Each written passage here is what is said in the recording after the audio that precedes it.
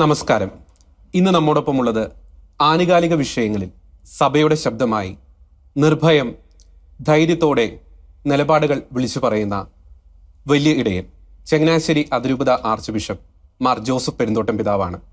പിതാവെ സ്നേഹത്തോടെ അങ്ങ് ഈ പ്രോഗ്രാമിലേക്ക് സ്വാഗതം ചെയ്യുകയാണ്.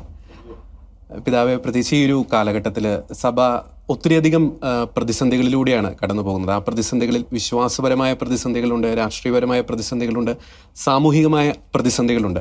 അങ്ങയുടെ ഒരു വിലയിരുത്തലിൽ ഈ കാലഘട്ടത്തിൽ സഭ നേരിടുന്ന പ്രധാനപ്പെട്ട വെല്ലുവിളികൾ എന്തൊക്കെയാണ്? വിവിധ രംഗങ്ങളിൽ സഭയ്ക്ക് പല വിധത്തിലുള്ള പ്രതിസന്ധികൾ ഉണ്ടാകുന്നുണ്ട്. ഏറ്റവും പ്രധാനമായിട്ട് എനിക്ക് തോന്നുന്നത് ഒരു ഒരു ഒരു വിശ്വാസ പ്രതിസന്ധി പലരെയും സംബന്ധിച്ച് ഒരു യാഥാർത്ഥ്യമാണ്. എന്ന് പറഞ്ഞാൽ സഭയ്ക്ക് വളരെ വ്യക്തമായ ഒരു കാഴ്ചപ്പാടുണ്ട്, വിശ്വാസത്തിൻ്റെ വലിയൊരു അടിത്തറയുണ്ട്. പക്ഷേ സഭയുടെ ആ വിശ്വാസം, ആഴമായ ആ വിശ്വാസം സഭാമക്കൾക്ക് പലരും ഉൾക്കൊള്ളുന്നില്ല എന്നുള്ള ഒരു ബുദ്ധിമുട്ട് സഭ നേരിടുന്നുണ്ട്. അല്ലെങ്കിൽ വളരെ ഉപരിപ്ലവമായ ഒരു ജീവിതമായിട്ട് പലപ്പോഴും പോകുന്നു. അതുകൊണ്ട് ആ ആഴത്തിലേക്ക് കടന്നു പോകുന്നില്ല. അതുകൊണ്ട് തന്നെ വിശ്വാസത്തിൻ്റെ പ്രതിസന്ധി അവർക്ക് പല പ്രതിസന്ധികളെ നേരിടാൻ സാധിക്കാതെ വരുന്നു. വെല്ലുവിളികളെ അവർക്ക് അതിജീവിക്കാൻ സാധിക്കാതെ വരുന്നു. കാരണം വിശ്വാസത്തിൽ വേരുറപ്പിക്കാത്ത അവസ്ഥ. അതിന് ഇന്നത്തെ സാമൂഹിക ജീവിത സാഹചര്യങ്ങൾ, സാമൂഹിക ജീവിതവും അതിൻ്റെ സാഹചര്യങ്ങളൊക്കെ അവരെ സ്വാധീനിക്കുന്നുണ്ടാവും. ഇന്നത്തെ മാറി വരുന്ന സാഹചര്യങ്ങൾ, നമ്മുടെ കുടുംബത്തിൻ്റെ പശ്ചാത്തലം വളരെ പ്രധാനപ്പെട്ടതാണ്. കുടുംബ ഭദ്രത എന്നുള്ളത് നമ്മുടെ സഭയെ സംബന്ധിച്ചിടത്തോളം സഭ ഏറ്റവും കൂടുതൽ അഭിമാനം കൊണ്ടിരുന്ന ഒരു കാര്യം കുടുംബത്തിൻ്റെ ആ ഒരു കെട്ടുറപ്പാണ്. കഴിഞ്ഞ കാലഘട്ടങ്ങളിലൊക്കെ അത് നല്ല വിശ്വാസത്തിൽ അധിഷ്ഠിതമായ പ്രാർത്ഥനാ ചൈതന്യം നിറഞ്ഞു നിൽക്കുന്ന നല്ല ധാർമ്മിക അടിത്തറയുള്ള കുടുംബജീവിതം, ദാമ്പത്യ ജീവിതം, അതൊക്കെയായിരുന്നു വാസ്തു സഭയുടെ വലിയൊരു ശക്തി എന്ന് പറയുന്നത്. അങ്ങനെയുള്ള കുടുംബ ജീവിത ശൈലിയിൽ വളരെയധികം മാറ്റങ്ങൾ സംഭവിച്ചിരിക്കുന്നു എന്നുള്ളത് ആധുനിക സാഹചര്യത്തിൻ്റെ വലിയൊരു പ്രശ്നമാണ്. അതിൽ നിന്നാണ് മറ്റു പലതും ഉരുത്തിരിയുന്നത്. കുടുംബത്തിൽ നിന്ന് ലഭിക്കേണ്ട കാര്യങ്ങൾ ലഭിക്കാതെ പോകുന്നു. കുടുംബത്തിൽ പോലും സുരക്ഷിതത്വം അനുഭവിക്കാൻ സാധിക്കാത്ത അവസ്ഥാവിശേഷം ഉണ്ടാകുന്നു. പിന്നെ പഴയതുപോലെ പണ്ട് കുടുംബാംഗങ്ങളൊക്കെ വീട്ടിലൊക്കെ ഉണ്ടായിരുന്നു. പക്ഷെ ഇന്ന് ഒന്നാമത് കുടുംബത്തിൽ അംഗസംഖ്യ വളരെ കുറവാണ്. ഉള്ളവർ തന്നെ ചിതറി താമസിക്കുന്ന അവസ്ഥാവിശേഷം. ചിലർ വിദേശത്തായിരിക്കും, അപ്പനും അമ്മയും പക്ഷേ രണ്ട് സ്ഥലത്തായിരിക്കും, മക്കൾ വേറെ സ്ഥലത്തായിരിക്കും. അങ്ങനെ കുടുംബജീവിതത്തിൻ്റെ ആ ഒരു കെട്ടുറപ്പ് നമുക്ക് ഇന്ന് നഷ്ടപ്പെട്ടു പോകുന്നു എന്നുള്ളത് ഏറ്റവും വലിയ വെല്ലുവിളിയായിട്ട് എനിക്ക് തോന്നുന്നു.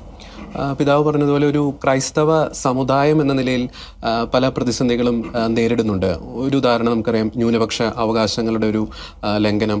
അതോടൊപ്പം തന്നെ പിതാവ് സൂചിപ്പിച്ചതുപോലെ നമ്മുടെ ക്രൈസ്തവ കുടുംബങ്ങൾ നേരിടുന്ന ചില വെല്ലുവിളികളെ, പ്രണയ കെണികൾ, അതൊക്കെ നമ്മുടെ ക്രൈസ്തവ സഭാപിതാക്കന്മാർ, മേലധ്യക്ഷന്മാർ അതൊക്കെ പറയുമ്പോൾ അത് വേണ്ടത്ര അതിനൊരു പരിഗണന നമ്മുടെ രാഷ്ട്രീയ നേതൃത്വത്തിൻ്റെ ഭാഗത്തു നിന്ന് കിട്ടുന്നില്ല എന്നൊരു പരിഭവം അങ്ങേക്കുണ്ടോ? സഭയുടെ ലക്ഷ്യം രാഷ്ട്രീയ ലക്ഷ്യത്തിൽ നിന്ന് വളരെ വ്യത്യസ്തമാണ്. രാഷ്ട്രീയത്തിന് താൽക്കാലികമായ അല്ലെങ്കിൽ അധികാരം, പദവി, അങ്ങനെയുള്ള ചില കാര്യങ്ങളെ നേടിയെടുത്താൽ മതി. അത് പക്ഷെ സഭയ്ക്ക് അങ്ങനെ ചിന്തിക്കാൻ സാധിക്കുകയില്ല. അതുകൊണ്ട് സഭയ്ക്ക് സ്ഥായിയായ ശാശ്വതമായ ഒരു ലക്ഷ്യമുണ്ട്. അപ്പോൾ അങ്ങനെയുള്ള കാര്യങ്ങൾ അവതരിപ്പിക്കുമ്പോൾ ഒരു രാഷ്ട്രീയത്തിന് അത് വലിയ പ്രസക്തമായിട്ട് തോന്നുന്നില്ലായിരിക്കാം. അതേസമയം നിരവധി രാഷ്ട്രീയ പാർട്ടികൾ ഉള്ളതുകൊണ്ടും സഭാമക്കൾ പല രാഷ്ട്രീയ പാർട്ടികളിൽ ഇങ്ങനെ ചിതറി പോയിരിക്കുന്നത് കൊണ്ടും ഒരു സമുദായം എന്ന നിലയിലുള്ള ആ ഒരു ബന്ധത്തിനും ഒത്തിരി കുറവ് സംഭവിച്ചിരിക്കുന്നു. സഭാമക്കൾ തന്നെ പല തട്ടുകളായിട്ട്, പലയിടങ്ങളിലായിട്ട് ചിതറി പോകുന്ന ഒരവസ്ഥാവിശേഷം. അതുകൊണ്ട് ഒരുമിച്ച് നിന്ന് സഭയുടെ കോഴ്സിന് വേണ്ടി നിലനിർത്തുക എന്ന് പറയുന്നത് സാധ്യമല്ലാത്തൊരവസ്ഥ സാക്ഷ്യത്തിൽ വന്നിട്ടുണ്ട്. അതിനെ രാഷ്ട്രീയക്കാർ മുതലെടുക്കുകയും ചെയ്യുന്നു. രാഷ്ട്രീയക്കാർക്ക് അവരുടെ ലക്ഷ്യം സാധിക്കാൻ വേണ്ടി ആ തരത്തിലാണല്ലോ കരുക്കൾ നിൽക്കുക. പലപ്പോഴും അവർക്ക് വോട്ട് ലഭിക്കുക എന്നുള്ള ലക്ഷ്യമാണുള്ളത്. അതിന് ഏതാണോ സഹായകരം ആ തരത്തിലേക്ക് ആളുകളെ സ്വാധീനിക്കാൻ വേണ്ടി ശ്രമിക്കുന്നു. അങ്ങനെയൊക്കെയുള്ള അതുകൊണ്ട് രാഷ്ട്രീയത്തെ സംബന്ധിച്ചിടത്തോളം ഇന്നും എല്ലാ രാഷ്ട്രീയക്കാരെയും കുറിച്ച് അങ്ങനെ പറയുന്നില്ല. നല്ല ഒന്നാമത്തെ രാഷ്ട്രീയക്കാരുണ്ട്, ഞാൻ നല്ല ധാർമ്മിക അടിത്തറയുള്ള രാഷ്ട്രീയക്കാരുണ്ട്, ആദർശ ശുദ്ധിയുള്ളവരുണ്ട്, സഭാ സ്നേഹമുള്ളവരുണ്ട്, സഭാമക്കളുണ്ട്, അതൊക്കെയുണ്ട്. എങ്കിലും പലപ്പോഴും അവർക്ക് പോലും ചിലപ്പോൾ രാഷ്ട്രീയത്തിൻ്റെ മറ്റു ചില സ്വാധീനത്തിൽപ്പെട്ട് അതിന് വിധേയപ്പെടാതിരിക്കാൻ സാധിക്കാത്ത അവസ്ഥ നമ്മൾ കാണുന്നുണ്ട്. പിതാവെ, ഈ കഴിഞ്ഞ നാളുകളിൽ നമുക്കറിയാം സിൽവർ ലൈനുമായിട്ട് ബന്ധപ്പെട്ട് നമ്മുടെ അടുത്ത് മാടപ്പള്ളി തന്നെ പോലീസിന്റെ വലിയൊരു അതിക്രമം അരങ്ങേറുകയുണ്ടായി. ഒത്തിരിയധികം ആബാലവൃത്തം ജനങ്ങളെ പോലീസ് മർദ്ദിക്കുകയും തുറങ്കിലടിക്കുകയൊക്കെ ചെയ്തു. പിതാവ് അവരെ ആശ്വസിപ്പിക്കാൻ അവിടെ എത്തിയപ്പോൾ ഭരിക്കുന്ന പാർട്ടിയുടെ ഭാഗത്തു നിന്ന് തന്നെ അതൊരു വിമോചന സമരത്തിന്റെ തുടക്കം എന്നൊക്കെ പറഞ്ഞ് അതിനൊരു നിസ്സാരവൽക്കരിക്കാൻ അല്ലെങ്കിൽ നിശബ്ദമാക്കാനുള്ള ഒരു ശ്രമം ഉണ്ടായി. നമ്മൾ സഭാ മേലധ്യക്ഷന്മാര്, സഭാപിതാക്കന്മാര് ജനങ്ങളുടെ ഒരു ജെനുവിൻ പ്രശ്നങ്ങളിൽ ഒരു അനുഭാവപൂർവമായ നിലപാടുകൾ എടുക്കുമ്പോൾ അതിനെ ഒരു വിമോചന സമരം എന്നൊക്കെ പറയുന്നത് അത് ശരിയാണോ? അതൊരിക്കലും നീതീകരിക്കാൻ സാധിക്കില്ല. കാരണം സഭാ നേതാക്കന്മാരെ, സഭാപിതാക്കന്മാരെ എന്നൊക്കെ പറയുമ്പോൾ ജനങ്ങളുടെ കാര്യത്തിൽ ശ്രദ്ധിക്കേണ്ടവരാണ്. അവർ ജനങ്ങളോടൊപ്പം അവർക്ക് വേണ്ടി നിയോഗിക്കപ്പെട്ടവരാണ്. അപ്പം ജനങ്ങളുടെ വേദനകളും ഉത്കണ്ഠകളും ബുദ്ധിമുട്ടുകളും എല്ലാം അവരുടെയും കൂടെ ഭാഗമാണ്. അതല്ലേ പിന്നെ ജനങ്ങൾക്ക് വേണ്ടി സമർപ്പിക്കുന്നവരാണ്. അതാണ് പ്രത്യേകിച്ച് ക്രൈസ്തവ മേലധ്യക്ഷന്മാർ, അത് വൈദികരാകട്ടെ, പിന്നെ മിത്രന്മാരാകട്ടെ, ജനങ്ങൾക്ക് വേണ്ടി സ്വയം സമർപ്പിക്കേണ്ടവരാണ്. അതാണ് അവരുടെ നിയോഗം. അതുകൊണ്ട് ജനങ്ങൾ നേരിടുന്ന ബുദ്ധിമുട്ടുകൾ അവരറിയണം. അത് പ്രശ്നങ്ങളുണ്ടെങ്കിൽ അത് നീതിപൂർവ്വം പരിഹരിക്കാൻ വേണ്ടിയുള്ള ജാഗ്രത പുലർത്തണം. അതിനു വേണ്ട അത് വഴി വിട്ട രീതിയിലൊന്നുമല്ല, ന്യായമായ മാർഗത്തിലൂടെ പിന്നെ ജനങ്ങളുടെ ആവശ്യങ്ങൾ സാധിച്ചെടുക്കുക, അവിടെ ആകുലതകൾ ഇല്ലാതാക്കുക എന്നുള്ളത് പിന്നെ സഭാ നേതാക്കന്മാരുടെ ദൗത്യമാണ്. അതവർ നിർവഹിക്കുന്നു. പക്ഷേ അതിനെ ഒരുപക്ഷെ ഇഷ്ടപ്പെടാത്തവരെ അതിനെ നിർവീര്യമാക്കാൻ വേണ്ടി പല ആരോപണങ്ങളും ഉന്നയിച്ചെന്ന് വരാം. ഇപ്പം വിമോചന സമരം അങ്ങനെയൊക്കെ എന്നൊക്കെ പറഞ്ഞുകൊണ്ട് നിർവീര്യമാക്കാൻ വേണ്ടി. പക്ഷേ അങ്ങനെയുള്ള അതൊക്കെ വെറും എനിക്ക് തോന്നുന്നു അവർക്ക് ബാലിശമായ ചില ക്രിറ്റിസിസംസാണ്, ചില പിന്നെ ആരോപണങ്ങളാണ്. അതൊന്നും വില പോയല്ല. അത് വിജയിക്കുമെന്ന് എനിക്ക് തോന്നുന്നില്ല. അങ്ങനെയുള്ള ആരോപണങ്ങളൊന്നും വിജയിക്കത്തുമില്ല. ഏതായാലും പിന്നെ സമുദായ സഭാ നേതാക്കന്മാർക്ക് ജനങ്ങളുടെ കാര്യത്തിൽ ഇടപെടുവാനും അവർക്ക് വേണ്ടി നിലകൊള്ളുവാനും ഉള്ള സ്വാതന്ത്ര്യമുണ്ട്, അതിനുള്ള അവകാശമുണ്ട്, അതിനുള്ള അധികാരമുണ്ട്. പിതാവ്, മറ്റൊരു കാര്യം, നമ്മുടെ സഭാ പിതാക്കന്മാർ, ക്രൈസ്തവ മേലധ്യക്ഷന്മാർ നിരന്തരമായി ഉന്നയിക്കുന്ന ഒരു ആശങ്കയാണ് ലവ് ജിഹാദ് അല്ലെങ്കിൽ ഒരു പ്രണയക്കെണി. നമുക്കറിയാം ഒത്തിരിയേറെ നമ്മുടെ പെൺകുട്ടികളെ ഈ ഒരു കെണിയിൽപ്പെടുത്തി നമുക്ക് നഷ്ടമായിട്ടുണ്ട്. പലപ്പോഴും ഇത്തരമൊരു ആശങ്ക ഞാൻ നേരത്തെ സൂചിപ്പിച്ചതുപോലെ നാം ഉന്നയിക്കുമ്പോൾ അതിൻ്റെ ആ പേരിലെ ഒരു സാങ്കേതികത്വം പറഞ്ഞ് രാഷ്ട്രീയക്കാർ അതിനെ നിസ്സാരവൽക്കരിക്കുന്നു. അത് ഇടതാണെങ്കിലും വലതാണെങ്കിലും ഈ ഒരു വിഷയത്തിൽ നമ്മുടെ ഭരണ പ്രതിപക്ഷ പാർട്ടികളിൽ നിന്ന് സഭയ്ക്കൊരു നീതി നമുക്ക് പ്രതീക്ഷിക്കാൻ സാധിക്കുമോ? ഒരു കാര്യം സത്യമാണ്, ഈ പേരെന്ത് പറഞ്ഞാലും ശരി, നമ്മുടെ പെൺകുട്ടികൾ പലരും പിന്നെ വിശ്വാസത്തിൽ നിന്ന് വ്യതിചലിച്ചു പോകുന്ന സാഹചര്യം ഉണ്ടാകുന്നുണ്ട്. ചിലരൊക്കെ പിന്നെ വഞ്ചിക്കപ്പെടുന്നുണ്ട്. ഈ കാര്യത്തിൽ വഞ്ചിക്കപ്പെട്ട് അത്തരത്തിലുള്ള സ്വാധീനത്തിന് വിധേയപ്പെട്ട് പോകുന്നുണ്ട്. അത് ഒരുപക്ഷെ കുറച്ച് കഴിഞ്ഞായിരിക്കും തങ്ങൾ വഞ്ചിക്കപ്പെട്ടു എന്ന് അവർ തിരിച്ചറിയുന്നത്. അങ്ങനെ തിരിച്ചറിഞ്ഞ് വീണ്ടും അതിൽ നിന്ന് പിന്നെ മോചനം പ്രാപിച്ച് വരാൻ ആഗ്രഹിക്കുന്നവരുണ്ട്. ചിലർക്ക് സാധിക്കാതെ പോകുന്നുണ്ട്. ഏതായാലും ഒരു കാര്യം സത്യം, നമ്മുടെ പെൺകുട്ടികൾ വളരെ പേര് ഏതാണ്ട് അടിമകളെ പോലെ പിടിക്കപ്പെടുന്ന ഒരവസ്ഥാവിശേഷം നമ്മൾ കാണുന്നുണ്ട്. ഇങ്ങനെയുള്ള കാര്യങ്ങൾ വാസ്തവത്തിൽ ഉന്നയിക്കുമ്പോൾ അവിടെയും ഈ രാഷ്ട്രീയ ചുവ കാണുന്ന ആൾക്കാരുണ്ട്, അല്ലെങ്കിൽ രാഷ്ട്രീയ ലാഭം നോക്കി പിന്നെ തന്ത്രപരമായ നീക്കങ്ങൾ നടത്തുന്നവരുണ്ട്. ഏതായാലും പിന്നെ ഇതേക്കുറിച്ച് എനിക്ക് പറയാനുള്ളത്, ഏത് രാഷ്ട്രീയക്കാരായാലും ശരി, അധികാരത്തിലിരിക്കുന്ന ആൾക്കാർ, ഭരണം വരുന്ന ആൾക്കാരെ, ഇതൊക്കെ ജനങ്ങൾ നേരിടുന്ന ചില പ്രശ്നങ്ങളാണ്, അല്ല ചില സമുദായങ്ങൾ നേരിടുന്ന ചില പ്രശ്നങ്ങളാണ്. ഇതേക്കുറിച്ച് വ്യക്തമായിട്ടുള്ള അന്വേഷണം നടത്തണം, പഠനം നടത്തണം. ഇങ്ങനെയുള്ള ആരോപണങ്ങൾ ഉണ്ടെങ്കിൽ അത് സത്യമാണോ എന്ന് അറിയാനുള്ള ശ്രമം വേണം.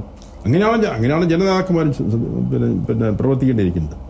ജനനേതാക്കന്മാരും ജനങ്ങൾക്ക് വേണ്ടി തെരഞ്ഞെടുക്കപ്പെടുന്നവരാണ്. അവരിങ്ങനെയുള്ള കാര്യങ്ങൾ പിന്നെ വരുമ്പോൾ അതിനത് സത്യമുണ്ടോ എന്ന് അന്വേഷിച്ച് വസ്തുനിഷ്ഠമായ കാര്യങ്ങൾ മനസ്സിലാക്കി അതിന് പരിഹാരം കണ്ടെത്തേണ്ടതായിട്ടുണ്ട്. അല്ലാതെ വെറുതെ ഇങ്ങനെ അതില്ല എന്നൊക്കെ പറഞ്ഞ് നിഷേധിക്കുന്നതിൽ അർത്ഥമൊന്നുമില്ല. പിതാവ്, ഇതുമായിട്ട് ബന്ധപ്പെട്ട് ചേർത്തൊരു ചോദ്യം. നമുക്കറിയാം, ഈ അടുത്ത നാളിൽ കോടഞ്ചേരിയിൽ വലിയൊരു ഇഷ്യൂ ഉണ്ടായിരുന്നു. നമ്മുടെ ഒരു ക്രൈസ്തവ പെൺകുട്ടി ഒരു മുസ്ലിം മതസ്ഥനായ ഒരു ഷെജിൻ എന്നൊരു യുവാവ് വിവാഹം കഴിച്ച് അത് വലിയൊരു വിവാദമായിരുന്നു. അതുമായി ബന്ധപ്പെട്ട് CPM നേതാവ് ജോർജൻ തോമസ് അവരുടെ പാർട്ടി രേഖയെ തന്നെ ഉദ്ധരിച്ച് ഒരു കാര്യം പറഞ്ഞു. ഇത്തരത്തിൽ പെൺകുട്ടികളെ ചതിയിൽപ്പെടുത്തി കൊണ്ടുപോകുന്ന ഒരു കാര്യം പാർട്ടി രേഖയിൽ തന്നെയുണ്ട്. ലവ് ജിഹാദ് എന്ന പേരെടുത്ത് തന്നെ അദ്ദേഹം ആ ഒരു ആശങ്ക ഉന്നയിക്കുകയുണ്ടായി. പക്ഷേ അത്തരത്തിൽ ആ ഒരു ആശങ്ക ഉന്നയിച്ച് ജോർജൻ തോമസിനെ CPMന്റെ ഒരു ശാസന അല്ലെങ്കിൽ അച്ചടക്ക നടപടി നേരിടേണ്ട ഒരു സാഹചര്യം ഉണ്ടായി. വാസ്തവത്തിൽ ഒരു ക്രൈസ്തവരെ വഞ്ചിക്കുന്ന ഒരു സമീപനമായിരുന്നില്ലേ CPMന്റെ ഭാഗത്തു നിന്ന് ആ ഒരു ഇഷ്യൂവിൽ ഉണ്ടായത്? അവർക്ക് രാഷ്ട്രീയ ലക്ഷ്യമാണുള്ളത്, രാഷ്ട്രീയ നേട്ടമാണ് അവർക്കുള്ളത്. അതുകൊണ്ട് അവർക്ക് ആ രാഷ്ട്രീയ നേട്ടത്തിന് എന്തെങ്കിലും കോട്ടം വരുമോ എന്ന് ചിന്തിച്ച് അതനുസരിച്ച് അവർ പ്രവർത്തിക്കുന്നു. പിന്നെ ഞാൻ സൂചിപ്പിച്ചതുപോലെ ഇങ്ങനെയുള്ള കാര്യങ്ങളെക്കുറിച്ച് കുറച്ചുകൂടെ രാഷ്ട്രീയത്തിലാണെങ്കിലും സ്വാതന്ത്ര്യമില്ലല്ലോ. രാഷ്ട്രീയത്തിലും വാസ്തവത്തിൽ യഥാർത്ഥ സ്വാതന്ത്ര്യമില്ല. അതും ഏതാനും പേരുടെ ആധിപത്യത്തിന് വിധേയപ്പെട്ട് ചിന്തിക്കുകയും പ്രവർത്തിക്കുകയും ചെയ്യേണ്ടിയിരിക്കുന്ന അവസരം രാഷ്ട്രീയത്തിലുമുണ്ട്. അല്ലാതെ പൂർണ്ണമായ ഒരു രാഷ്ട്രീയ സ്വാതന്ത്ര്യം എനിക്ക് എൻ്റെ ആദർശങ്ങളെ വിലമതിക്കുവാനും സംരക്ഷിക്കുവാനും പൂർണ്ണമായും സാധിക്കുന്ന ഒരവസ്ഥാവിശേഷം. തീർച്ചയായിട്ടും രാഷ്ട്രീയ പാർട്ടിക്ക് അതിൻ്റെതായ നിബന്ധനകളും രീതികളും ഒക്കെ ഉണ്ട്, അത് മാനിക്കപ്പെടേണ്ടതുണ്ട്. എങ്കിലും നീതി നിഷേധിച്ചുകൊണ്ട് സത്യത്തെ മറച്ചു വെച്ചുകൊണ്ട് ഉള്ള ഒരു രാഷ്ട്രീയ നേതൃത്വം, രാഷ്ട്രീയ പ്രവർത്തനം ഒരിക്കലും അംഗീകരിക്കാൻ സാധിക്കില്ല. പിതാവ്, പലപ്പോഴും നമ്മുടെ ഈ പെൺകുട്ടികൾ നഷ്ടപ്പെട്ടു പോകുമ്പോൾ പലരും ഉന്നയിക്കുന്ന ഒരു ആശങ്കയാണ്, ഒരു 12ാം ക്ലാസ് വരെ വേദപാഠം പഠിച്ച് നല്ല ക്രൈസ്തവ കുടുംബങ്ങളിൽ വളർന്ന് പ്രാർത്ഥനാ ജീവിതമൊക്കെ നയിക്കുന്ന നമ്മുടെ പെൺകുട്ടികൾ എങ്ങനെ വഴിതെറ്റിപ്പോകുന്നു അല്ലെങ്കിൽ ചതിയിൽപ്പെടുന്നു. എന്തുകൊണ്ടാണ് നമ്മുടെ പെൺകുട്ടികൾ ഇത്തരത്തിൽ വഴിതെറ്റി ക്രൈസ്തവ വിശ്വാസം ഉപേക്ഷിച്ച് മറ്റ് മതങ്ങളിലേക്കൊക്കെ പോകാനുള്ളൊരു കാരണം എന്താണ്? ഞാൻ സൂചിപ്പിച്ചു, അതായത് നമ്മുടെ വിശ്വാസം, നമ്മുടെ കുട്ടികളുടെയൊക്കെ വിശ്വാസവും വാസ്തവത്തിൽ അങ്ങ് വേരുറയ്ക്കപ്പെടാതെ പോകുന്നു എന്നുള്ളതാണ് ഒരു സത്യം. പിന്നെ ചെറുപ്പം മുതൽ തന്നെ ഉണ്ടാകുന്ന ചില സ്വാധീനം, ചില ബന്ധങ്ങൾ, സൗഹൃദ ബന്ധങ്ങൾ, പിന്നെ ഇന്നത്തെ ഈ മീഡിയ ഇവിടെ വലിയ സ്വാധീനം, ഇന്നത്തെ മാറിയ സാഹചര്യത്തിൽ നമ്മുടെ മാതാപിതാക്കളൊക്കെ ഒരുപക്ഷെ ഇന്നത്തെ ഈ ഇളം തലമുറയെ വേണ്ട രീതിയിൽ മനസ്സിലാക്കുവാനോ അവരെ വേണ്ട നല്ല ശിക്ഷണം നൽകി അവരെ നേർവഴിക്ക് നയിക്കാനുള്ള ഒരു പ്രാപ്തിക്കുറവുണ്ടാകും, അവരുടെ അറിവ് കുറവുണ്ടാകും. ആ ഒരു സാഹചര്യമുണ്ട്. അതുകൊണ്ട് അവർ മറ്റു സ്വാധീനത്തിൽപ്പെടുന്നു. വിദ്യാഭ്യാസം, മാതാപിതാക്കന്മാരെക്കാൾ വിദ്യാഭ്യാസമുള്ളവരായിട്ടാണ് ഇന്നത്തെ മക്കൾ, പ്രത്യേകിച്ച് പെൺകുട്ടികളൊക്കെ വളർന്നു വരുന്നത്. അതുകൊണ്ട് മാതാപിതാക്കൾക്കും ഒരു ധൈര്യക്കുറവുണ്ട് ഈ മക്കളെ പിടിയിൽ നിർത്താനായിട്ട്, അല്ലെങ്കിൽ അവർക്ക് വേണ്ട രീതിയിൽ അത് വിവേകപൂർവം അത് കാര്യങ്ങളെ അവതരിപ്പിച്ച് അവരെ നയിക്കാൻ, അവരെ വളർത്താനുള്ള ആ ഒരു ആത്മവിശ്വാസക്കുറവോ പരിചയക്കുറവോ അല്ലെങ്കിൽ അതൊക്കെ അവർക്കുണ്ട്.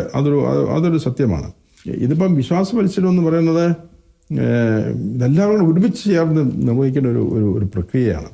അത് കുടുംബം പ്രധാനപ്പെട്ട ഒരു ഘടകമാണ്. കുടുംബത്തിൽ കിട്ടുന്ന ശിക്ഷണം, കുടുംബത്തിൻ്റെ നല്ല മാതൃക, കുടുംബത്തിൽ അത് വളരെ പ്രധാനപ്പെട്ട കാര്യമാണ്. പിന്നെ നമുക്ക് നമ്മുടെ സഭയുടേതായ സംവിധാനങ്ങളുണ്ട്, ഇടവകയുടെ വലിയ സംവിധാനങ്ങളും വിശ്വാസ പരിശീലന വേദികൾ, ഇതൊക്കെയുണ്ട്. എല്ലാവരും ചേർന്നുള്ള കുറച്ചുകൂടെ കുടുംബത്തിലേക്കും ഓരോ വ്യക്തിയിലേക്കും ഉന്നം വയ്ക്കുന്ന മതപാലന ശ്രദ്ധ തീർച്ചയായിട്ടും ഇന്നത്തെ സമൂഹത്തിൽ ആവശ്യമാണ്. അത് വേണ്ടത്ര കൊടുക്കാൻ സാധിക്കുന്നുണ്ടോ എന്നുള്ളൊരു സംശയമുണ്ട്. അപ്പം പിന്നെ മറ്റു സ്വാധീനങ്ങളെ, ഇന്ന് ലോകത്തിൻ്റെ സൗകര്യങ്ങൾ, സുഖങ്ങൾ അല്ലെങ്കിൽ സമ്പത്ത്, ഇതിനോടൊക്കെ പെട്ടെന്ന് അങ്ങ് ആകർഷിക്കപ്പെടുകയാണ് ഇന്നത്തെ തലമുറ. പിന്നെ അതിന് സൗകര്യം കിട്ടുമ്പോൾ ഓരങ്ങ് ഇറങ്ങിത്തിരിക്കുക, ഒരു വിവേകരഹിതമായ രീതിയിൽ വികാരമാണ് പലപ്പോഴും കുട്ടികളെ നയിക്കുന്നതായിട്ട് തോന്നിപ്പോകുന്നു. പിതാവ് സൂചിപ്പിച്ചതുപോലെ ഈ നമ്മുടെ വിശ്വാസ പരിശീലന രംഗത്ത് ഒരു കാലോചിതമായ ഒരു മാറ്റം അനിവാര്യമില്ലേ? നമ്മുടെ പാഠ്യപദ്ധതിയിൽ മാത്രമല്ല, ഞാൻ ഈ കഴിഞ്ഞ ദിവസം ഒരു ഫേസ്ബുക്ക് പോസ്റ്റ്, വളരെയധികം ചർച്ചയായ ഒരു ഫേസ്ബുക്ക് പോസ്റ്റ് സൂചിപ്പിക്കാൻ ആഗ്രഹിക്കുകയാണ്. അതിനകത്ത് പറയുന്ന ഒരു കാര്യമാണ്, നമ്മുടെ പല കുട്ടികളും CBSE സ്കൂളിലും ഗവൺമെൻറ് സ്കൂളിലൊക്കെ പഠിക്കുന്നവർ അവർ സ്മാർട്ട് ക്ലാസ്സുകളിൽ പഠിച്ചാണ് തിങ്കൾ മുതൽ ശനി വരെ അത്രയും വലിയ സൗകര്യമുള്ള ക്ലാസ്സുകളിൽ പഠിക്കുന്നു. പിന്നെ ഞായറാഴ്ച അവർ പല പള്ളികളിലും അവർ വേദപാഠം പഠിക്കാനിരിക്കുന്നു, ഒന്നെങ്കിൽ പള്ളിയുടെ വരാന്തയിൽ അല്ലെങ്കിൽ പാരിഷ് ഹാളിൽ സാധാ ഒരു ബെഞ്ച് അല്ലെങ്കിൽ ഡെസ്ക് ഒക്കെ ഇട്ട്.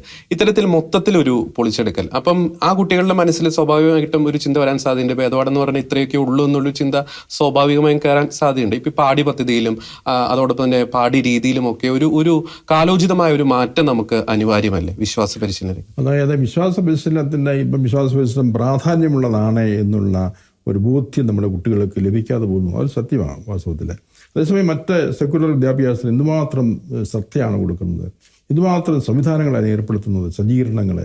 അതിനകത്ത് എത്രയോ പേര് ശ്രദ്ധിക്കുന്നു, മാതാപിതാക്കൾ വളരെയേറെ ശ്രദ്ധിക്കുന്നു, അധ്യാപകർ ശ്രദ്ധിക്കുന്നു.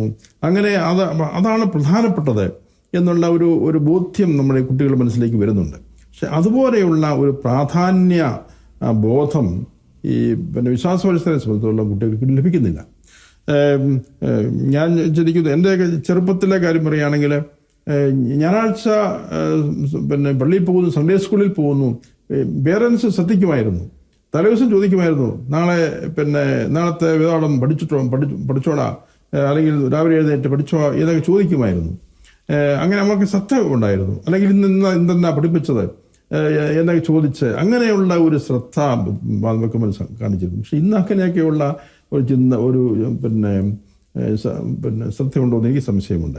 അതുകൊണ്ട് മാതാപിതാക്കളോ അല്ലെങ്കിൽ ബന്ധപ്പെട്ടവരോ ഇങ്ങനെയുള്ള കാര്യങ്ങളിൽ വലിയ പ്രാധാന്യം കൊടുക്കുന്നതായിട്ട് കാണുന്നില്ല. അത് കുട്ടികൾക്ക് അതുകൊണ്ട് ഉള്ളിനുള്ളിൽ അവർക്ക് ആ ബോധ്യം കിട്ടുന്നില്ല.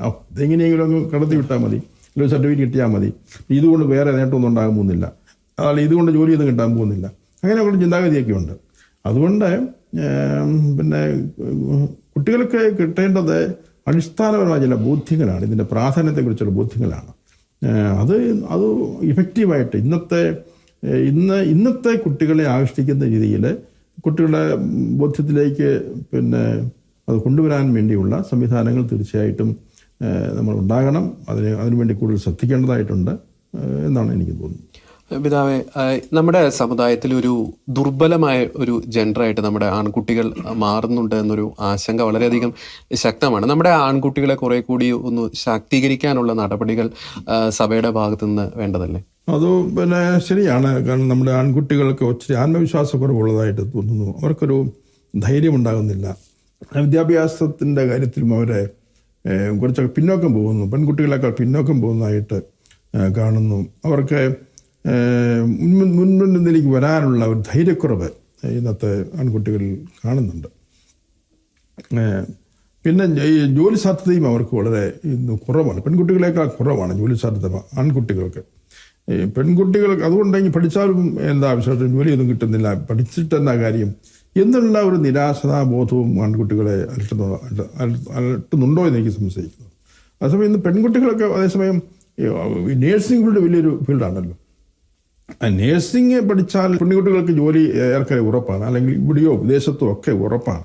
അതുപോലെയുള്ള ഒരു പ്രതീക്ഷ, ഒരു പ്രത്യാശ, ആ ഉറപ്പ് ആൺകുട്ടികൾ കിട്ടുന്നില്ല. അവരെ അല്ലെങ്കിൽ അതുപോലെ വിവിധ രംഗങ്ങളിൽ പ്രാഗൽഭ്യം തെളിയിച്ചാലേ അവർക്ക് ജോലി കിട്ടാനുള്ള സാധ്യതയുള്ളൂ. അതുകൊണ്ട് ആൺകുട്ടികൾ കുറച്ചൊക്കെ ഒരു ഡിസ്കറേജഡായി പോകുന്ന ഒരവസ്ഥ വിശേഷമുണ്ട്. അതുകൊണ്ട് തീർച്ചയായിട്ടും അവരെ കുറച്ചുകൂടെ നമ്മളെ ഫോളോ ചെയ്യണം, നമ്മളെ അക്കമ്പനി ചെയ്യണം, കുറച്ചുകൂടെ അവരെ അനുധാവനം ചെയ്തുകൊണ്ട് അവർക്ക് ധൈര്യം പകരണം. അവർ സാധ്യതകൾ നമ്മൾ കാണിച്ചു കൊടുക്കണം. വേറെയും പല സാധ്യതകളുണ്ട്. അങ്ങനെയുള്ള ഡെയറിങ് ആയിട്ടുള്ള ഒരു ചലഞ്ച് ഏറ്റെടുക്കാൻ, വെല്ലുവിളികളെ ഏറ്റെടുക്കാനുള്ള ഒരു ശക്തി അവർക്ക് പകർന്നു കൊടുക്കേണ്ടതായിട്ടുണ്ട്. അത് എനിക്ക് തോന്നുന്നത് അതുകൊണ്ട് ആൺകുട്ടികളെ കുറച്ചുകൂടി നമ്മളെ അടുത്ത് ഫോളോ ചെയ്യേണ്ടതായിട്ടുണ്ട്. അവർക്ക് ശക്തി പകർന്നുകൊണ്ട് അതിന് സമൂഹത്തിൻ്റെ ശ്രദ്ധ കൂടുതലായിട്ടുണ്ടാകണമെന്നാണ് എനിക്ക് തോന്നുന്നത്. പിതാവ്, ഒരു വശത്ത് നമ്മുടെ ക്രൈസ്തവ പെൺകുട്ടികൾ പലരും വിശ്വാസം ഉപേക്ഷിച്ച് മറ്റ് മതങ്ങളിലേക്ക് പോകുന്നു. പക്ഷേ മറുവശത്ത് ഈ കല്യാണം കഴിയാത്ത നമ്മുടെ ക്രൈസ്തവ പുരുഷന്മാരുടെ എണ്ണം വളരെയധികം വർദ്ധിക്കുന്നു. എന്താണ് അതിനൊരു പ്രതിവിധി? അതെ, ഒരു കാര്യം സത്യമാണ്. കാരണം ഈ നമ്മുടെ കണക്കനുസരിച്ച് ജനസംഖ്യയുടെ കണക്കനുസരിച്ച് പെൺകുട്ടികളുടെ എണ്ണം കുറവാണ്, ആൺകുട്ടികളെക്കാൾ കുറവാണ് പെൺകുട്ടികളുടെ എണ്ണം. അതുകൊണ്ട് ആൺകുട്ടികൾക്ക് റേഷ്യോ നേരത്തെ കുറച്ചു കാലം മുമ്പ് വരെ പെൺകുട്ടികളുടെ എണ്ണമായിരുന്നു കൂടുതലുണ്ടായിരുന്നു, ആൺകുട്ടികളെക്കാൾ കുറച്ചെങ്കിലും പെൺകുട്ടികളുടെ കൂടുതലുണ്ടായിരുന്നു. പക്ഷേ ഇപ്പോൾ കുറേ കാലമായിട്ട് അങ്ങനെയല്ല, നേരെ തിരിച്ചാണ്. പെൺകുട്ടികളുടെ എണ്ണം കുറയുന്നു. അതുകൊണ്ട് ആൺകുട്ടികൾക്ക് അവർക്ക് ഒരു ചോയ്സ് കിട്ടാതെ വരുന്ന സാധ്യതയുണ്ട്. പിന്നെ അവർക്ക് പൊതുവെ പെൺകുട്ടികൾ ഒക്കെ ജോലി ആയി, അല്ലെങ്കിൽ വിദ്യാഭ്യാസം ഉണ്ട്.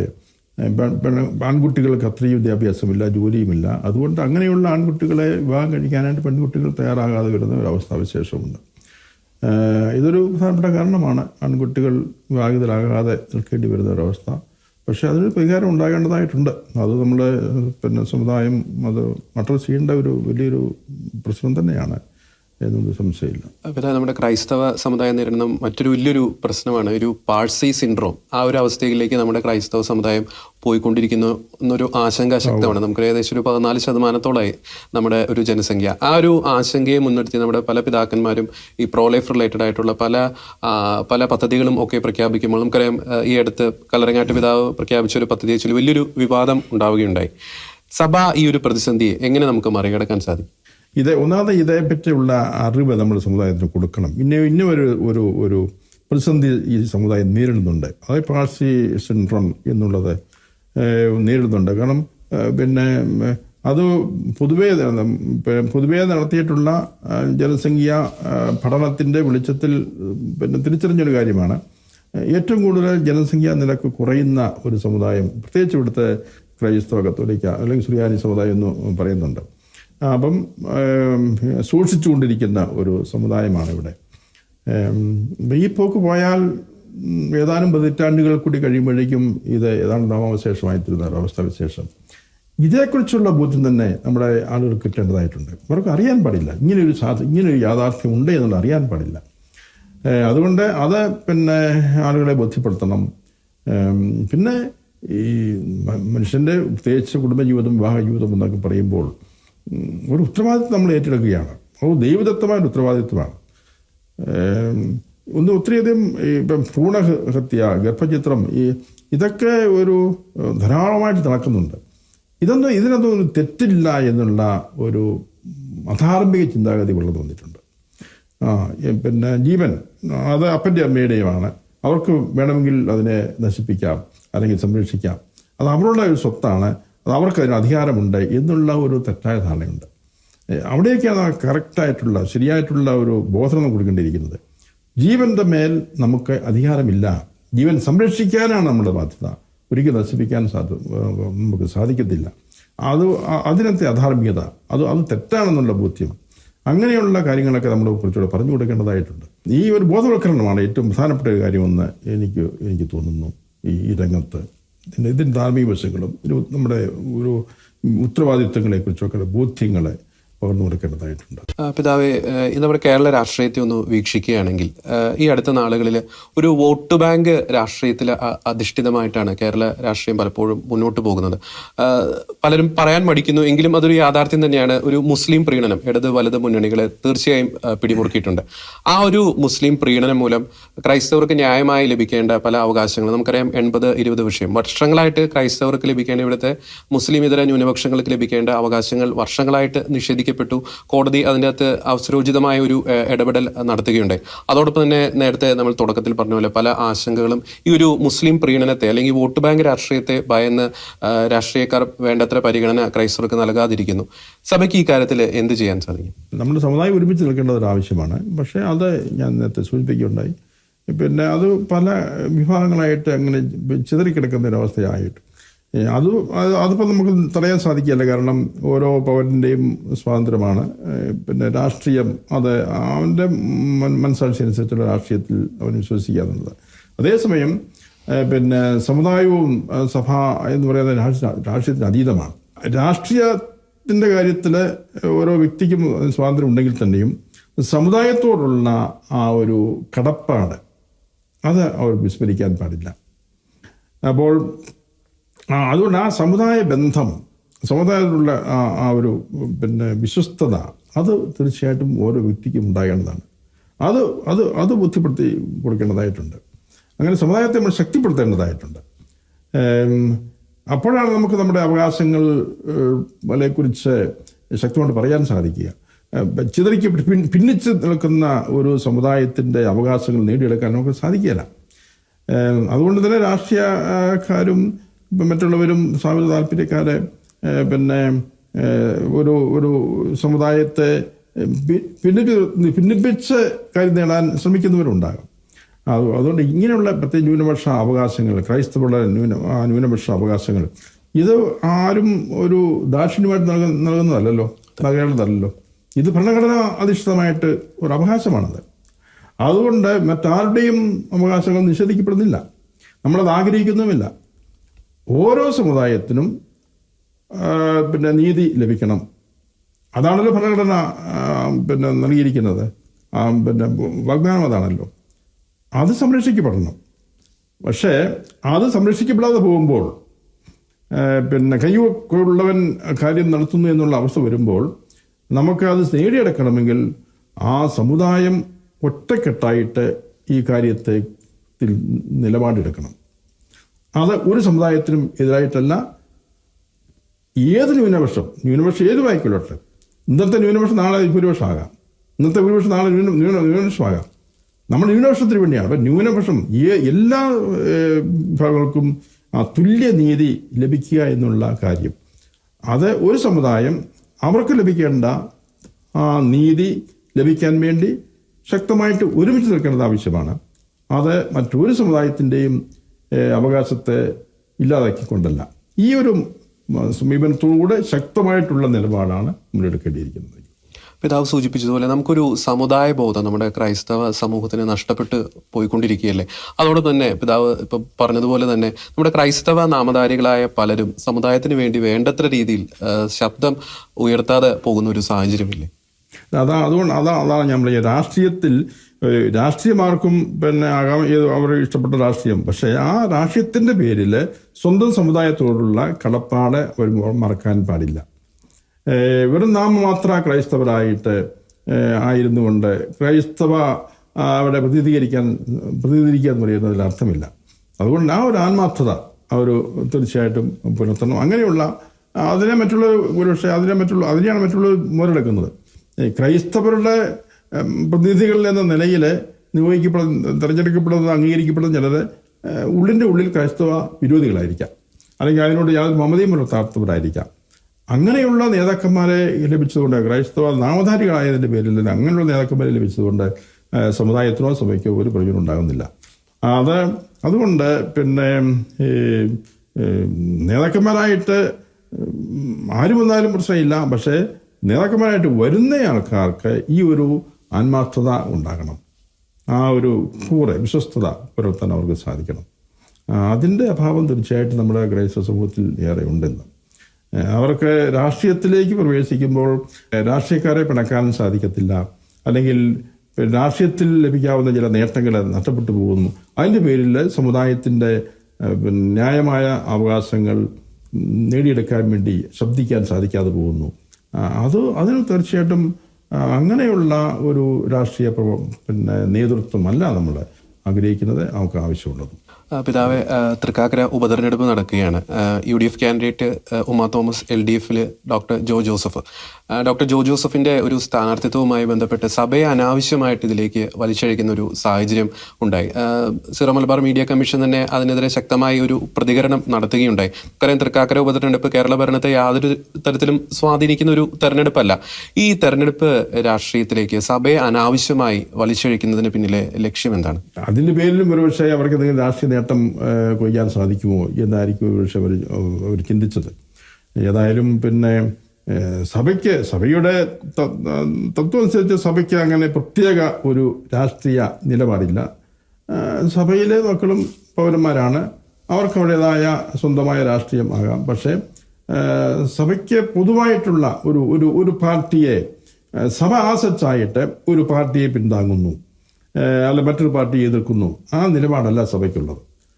അതേസമയം സഭയ്ക്ക് തത്വ ആദർശങ്ങളുണ്ട്. ഏത് പാർട്ടിയായാലും സഭയുടെ ചില ആദർശങ്ങൾ അത് എല്ലാവർക്കും ശക്തമായിട്ടുള്ള കാര്യങ്ങളായിരിക്കാം.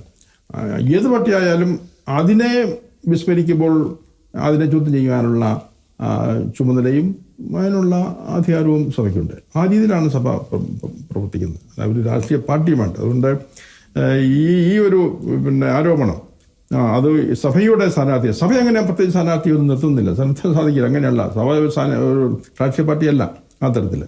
അതൊക്കെ ഒരുപക്ഷെ അവരുടെ അറിവില്ലായ്മ കൊണ്ട് പറഞ്ഞു പോകുന്നതായിരിക്കും ഇങ്ങനെ ഈ രീതിയിൽ എന്നാണ് എനിക്ക് അതേപ്പറ്റി പറയാനുള്ളത്. പിതാവെ, അങ്ങ് ഈ ദിവസങ്ങളിൽ വളരെ ശക്തമായി എതിർത്ത ഒരു കാര്യമാണ് സർക്കാരിൻ്റെ മദ്യനയം. നമുക്കറിയാം, IT പാർക്കുകളിൽ പബ്ബുകൾ ആരംഭിക്കുന്നു. അതോടൊപ്പം തന്നെ കാർഷിക ഉൽപ്പന്നങ്ങളിൽ നിന്ന് വീര്യം കുറഞ്ഞ മദ്യം ഉൽപ്പാദിക്കുവാനുള്ള ശ്രമങ്ങൾ, അതോടൊപ്പം തന്നെ പുതിയ റീറ്റെയിൽ ഔട്ട്ലെറ്റുകൾ. ഈ ഒരു കാര്യത്തിൽ ഒരു സർക്കാരിൻ്റെ ഒരു ധാർഷ്ട്യമാണ് നമുക്ക് കാണുവാൻ സാധിക്കുന്നത്. പിതാവും നമുക്കറിയാം, കഴിഞ്ഞ ദിവസം ചങ്ങനാഴ്ച ഒരു വലിയൊരു ബഹുജന പ്രക്ഷോഭം മദ്യനയത്തിനെതിരെ സംഘടിപ്പിക്കുകയുണ്ടായി. ഈ ഒരു കാര്യത്തിൽ സഭയുടെ ഇനി ഒരു അടുത്തൊരു നിലപാട് എന്താണ്? ഇവിടെയും നമ്മുടെ ആൾക്കാരെ ബോധവൽക്കരിക്കുക എന്നുള്ള പ്രധാനപ്പെട്ട ഒരു കാര്യം. ഇവിടെയും ഒരുമിച്ച് സമുദായം ഒരുമിച്ച് നിൽക്കണം. കാരണം ഇത് വളരെ ദൂരവ്യാപകമായ പ്രത്യാഘാതങ്ങൾ ഉണ്ടാക്കുന്നതാണ് ഈ മദ്യനയം എന്ന് പറയുന്നത്. കാരണം അത് സ്വതന്ത്രമായിട്ട് ആർക്കും എവിടെയും അത് ലഭ്യമാക്കുന്ന അവസ്ഥാവിശേഷം. മാത്രമല്ല, ഈ സർക്കാർ അധികാരത്തിൽ കയറിയപ്പോൾ നൽകിയ വാഗ്ദാനങ്ങൾ, അതിനെയൊക്കെ കാറ്റിൽ പറത്തിക്കൊണ്ടുള്ള ഒരു നിലപാടാണ് സ്വീകരിക്കുന്നത്. അതുകൊണ്ട് കൂടുതൽ ശക്തമായിട്ട് ഉള്ള പ്രതിഷേധങ്ങൾ തീർച്ചയായിട്ടും ഉണ്ടാകണം. ഇതിൻ്റെ അധാർമികത, ഇത് വരുത്തിവെക്കുന്ന നാശനഷ്ടങ്ങൾ, അതേക്കുറിച്ചൊക്കെ ആളുകൾക്കുറിച്ചൊരു അവബോധം ഉണ്ടാകണം. അതുകൊണ്ട് ഒരുമിച്ച് ഒരു പൊതുജന വികാരം ഈ കാര്യത്തിൽ ഉണരണം എന്നുള്ളതാണ്. ഒരു പ്രത്യേക സമുദായത്തിൻ്റെയോ വിഭാഗത്തിൻ്റെയോ മാത്രം പ്രശ്നമല്ല ഇത്. ക്രിസ്ത്യാനികൾക്ക് മാത്രമോ അല്ലെങ്കിൽ വേറെ ഏതൊരു സമുദായത്തിന് മാത്രമോ ഉള്ള ഒരു പ്രശ്നമല്ല ഇത്. അതുകൊണ്ട് നാനാജാതി മതസ്ഥരായ എല്ലാവരും, ജനങ്ങൾ ഒരുമിച്ച് ഈ തെറ്റായ മദ്യനയത്തിനെതിരെ ഉണർന്ന് പ്രവർത്തിക്കാനുള്ള പ്രവർത്തനങ്ങളാണ് വേണ്ടിയിരിക്കുന്നത് സംയുക്തമായിട്ട്. എങ്കിൽ ഇതിനെ സർക്കാരിൻ്റെ സർക്കാർ ഒരു വിധത്തിൽ പറയുകയാണെങ്കിൽ മൈൻഡ് ചെയ്യാതെ പോവുകയാണ്.